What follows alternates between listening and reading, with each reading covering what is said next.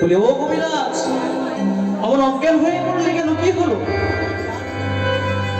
বলছে, হুজুর, আমি সব পায়ের চিকিৎসা করি, কিন্তু আমার নিজের একটা রোগ আছে।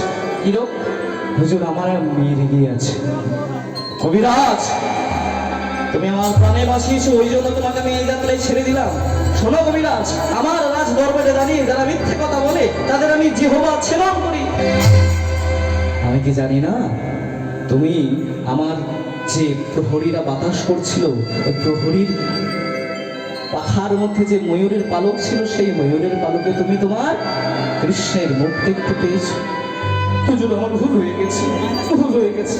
না না, ভুল তোমার হয়নি, ভুল হয়েছে আমার। ভুল আমার। এত উচ্চ মানসিকতা যার, এত মনে শ্রদ্ধা যার, এত ভক্তি যার, তাকে কিনা আমি কেনা চাকর করে রাখতে চেয়েছিলাম আমার রাজ দরবারে। কবিরাজ, আমি তোমাকে আদেশ করছি, তুমি ফিরে যাও, তুমি আবার পুনরায় জীবের চিকিৎসা শুরু করো।